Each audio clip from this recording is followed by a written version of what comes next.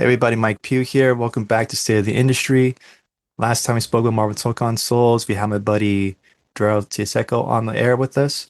We were giving our thoughts about what the game's going to play like, hopes, dreams, and aspirations as to what we can expect from a brand new Marvel versus, well, a brand new Marvel fighting game, not a versus game. Capcom is not making this one's Arc System Works.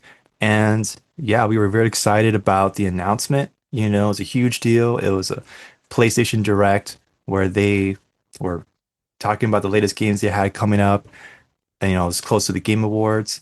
And, it was kind of lackluster. People were kind of bummed out. But then, lo and behold, they dropped a bomb on us. Marvel Tokon Fighting Souls was just announced. And then a few months after that, well, a short time after that, Evo happened. And people got to try the game for the first time. Before the game happened, they put out a little beginner's guide to show us what the game was going to play like. And when I saw that, some of my fears and concerns were confirmed, and I just didn't know how to feel about that. Even my buddy G, decided, I'm going to sit this one out. Potentially, we got to wait and see, hear a little bit more about the game. But, you know, I didn't want to give my thoughts on it just yet. People at the Evil floor barely had 15 minutes to play. A select few had a full hour to try out the game. So no one really understood what the game was about, how it's going to work out and pan out. Well, maybe except for Sonic Fox, but that's Sonic Fox. And I wanted to wait until I got my hands on it to come back and talk about it. And yeah, this past weekend we had a beta test where we got to try out, give our first-hand impressions of the game. And I have to say, pretty stoked, pretty excited. I liked the game overall, the game flow, the game feel is a lot better.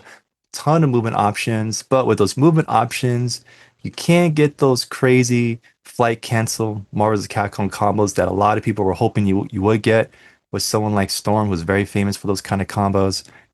So we'll see. We'll see if they take the foot off the gas of that, give us a little bit of playroom with it, or if it's going to remain what I would argue is a very balanced, a very fair, but still very fun. It's not like Street Fighter V where they went in, balanced the game.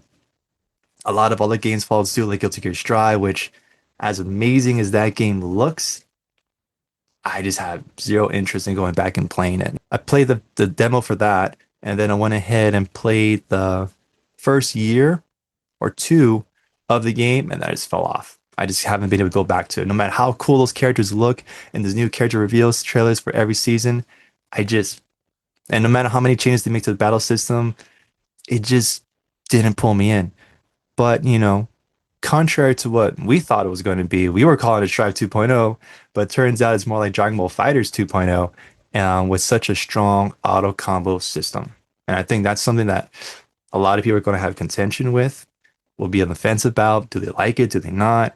I personally was weaving in and out of auto combos. Even in Dragon Ball Fighters, I would still use some here and there, but I also had some BMBs, some manual combos I would input. And this game definitely allows for that.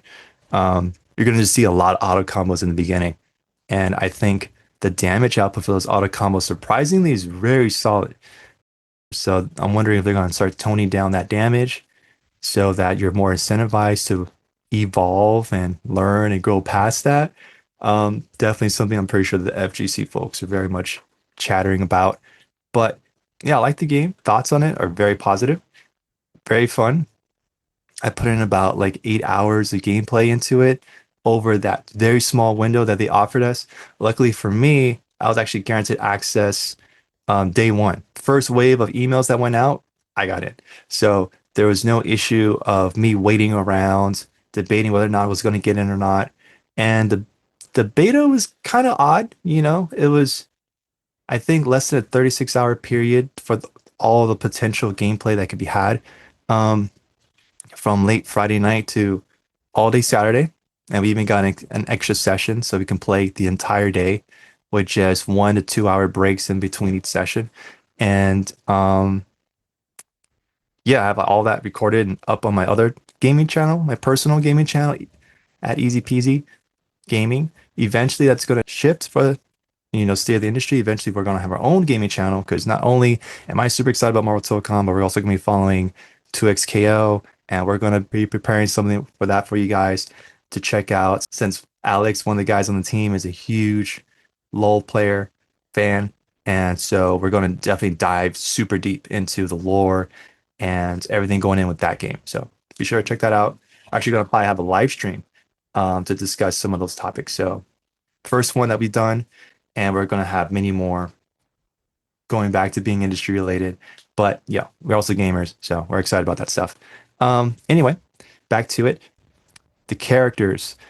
Captain America's shield is crazy. Those mix-up options, full screen, just checking you. And we've seen the crazy mix-ups in the corner that some of the pros have come up with since we had a tournament, I think two major ones over this past weekend. One where Diaphone won, and the other one where Leffen was putting in work. They're showing us how it's done. So within such a short amount of time, Sonic Fox is showing us new tech, and we have pro players showing us where this game can go. So for anyone concerned that there's no depth, that there's not enough meat on the bone, there is. And we're very much excited to see how that's going to shape up with the game, since definitely, oddly enough, the game initially feels very much like a 1v1, where it's just almost Street Fighter like with one person versus the other. Almost more so something you could compare to Mortal Kombat with how it's about how the systems aid and help you out.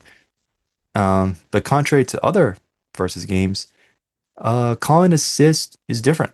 You know, when you're in the middle of a combo string for the cost of one of the assist bar meters, you're able to do a combo extension or continue pressure. So you can make combo strings and specials safe while you're applying pressure, as long as you have assists available. And if you want to call out one of the three different assists, you have shooter, vertical, and assault, you have to be in neutral. So it's all about calling assist and then going in, or in the middle of your combo string pressure or offense even, you get a hard knockdown, and to create a mix-up opportunity, that's when you would call a neutral assist. So it's still possible in very tight, unique windows to call one of these other assists during your pressure, during your combos, but you might have to sacrifice damage. You might have to go for a setup instead. Yeah, it depends on your opponent. I think it determines whether you want to do 1v1 for a bit, or some of the other opponents as I got more familiar with the game. Because unfortunately, I'm a slow learner. So I was mainly myself only playing Miss Marvel and Storm primarily. And then I was eventually starting to get comfortable with Iron Man a little bit. I still couldn't find a solid fourth character, even though I have my eye on Ghost Rider, Robbie Reyes. I think what we saw is that he has a special move that easily, where he swipes across the whole screen and he can take out all the assists in one fell swoop. So I think that's going to be a great. I think the reason why Ghost Rider and Spider-Man were not part of the demo, right? We only had Captain America, Miss Marvel, Iron Man, Storm, Doom, and Star-Lord. And I think the reason why they left out Ghost Rider and Spider-Man is because I think they have different meta. I think they changed up the game. Spider-Man with his parry system, Ghost Rider with his long-reaching normals. I think they're disruptors to the game. So I think having them on, everyone will be running those characters and be breaking the game. So for anyone thinking there's not enough variety, there is. If they're not unique enough, there's a straight up unique button that offers a lot of utility, a lot of variety to characters. Um, yeah, Captain America's shield, super impressive, really good. Miss Marvel zipping around like a zip line, like Spencer with her stretchy arm, very good, very solid. And then we have um Iron Man with different zoning options, which you can get through with almost a type of Dragon Rush mechanic. So zoning, it seems very impressive, seems very good, but you can easily get right through it. But the mechanic they have in place has a limited range. You can't go full screen like you can in Dragon Ball. It goes more like mid screen. So definitely easy to fall short, as I'm sure I'll play some footage of that happening right now. And yeah, it's fun, It's very promising, this game. I think it might live up to the hype. Is it Dragon Ball Fighters excitement, pandemonium all over again? I don't know. I don't know about that. I think that's being a bit too ambitious with that statement, but um, one of the things that is very alarming to people, very difficult to get your grasp on at the beginning is tagging. You know, you call an assist and then you tag to your character. A lot of people are having issues with that. And, there's like a meter, like a bar that goes over their head showing you how much time you have to tag to them. But if you're pressing any type of button, you won't be able to tag to that character. So to circumvent that, the way I was playing and utilizing that whole mechanic is watching when they flash green.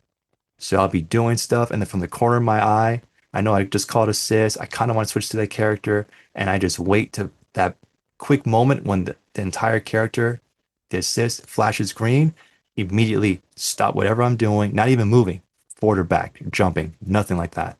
I'm standing completely still, hitting that tag button, the assemble button, and switching to my character. And yeah, that's what you really have to watch out for because that bar, if you wait for that bar to go over the head, takes a super long time, and you're going to be, I think, too distracted by the bar, watching it slowly counting down to zero to properly react. So I just looked for the green flash, and that got me in. Um, yeah, brief overview of the characters again. Um, Going down to Star-Lord, another highly oppressive, really good character that had great combo options, huge pressure in the corner. I completely forgot that there was another kind of the alpha counter system that allows you to get out of it, but I was blocking for dear life and just blocking forever. I think of all the characters where I felt like I was playing against a Dragon Ball Z character, it was definitely Star-Lord. Because his offense wouldn't stop. And Storm is great. I had a lot of fun playing the character. Some tricky. It's good to mix up and have them forget about the ice ball that you have in play on the field. Great to put it out, make sure that they never hit you or never destroy the fireball and the ice ball, and you just go in and you just mix up like crazy. And I think that was really fun, really interesting to see to play with Storm. And of course, afterwards, then I finally made time to watch Justin Wong gameplay and connect the missing pieces that I was missing in terms of my offense and game plan to see like, okay, yeah, definitely want to play the game again. Hopefully in another beta within a few months, fingers crossed.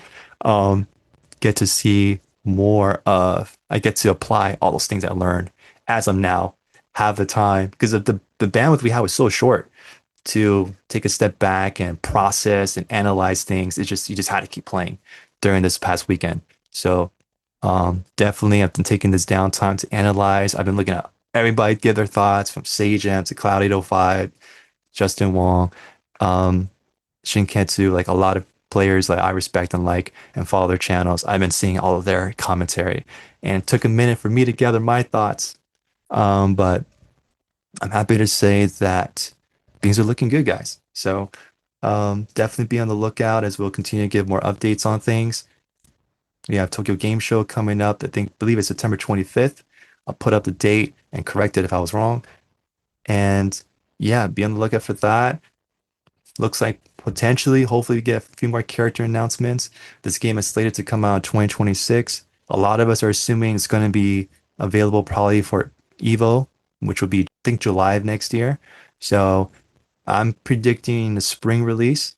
If more developments come about and turns out like G's excited and down to play, definitely I'll run that by him and bring him back on and get his thoughts and insights on things. And since he's one of my sparring partners, but definitely there's a chance I might bring on a few guys I know from Fight City to come on and talk about the game since everybody and anybody I know is super excited about it and we're thrilled to see where it goes. Yeah, guys, definitely be on the lookout.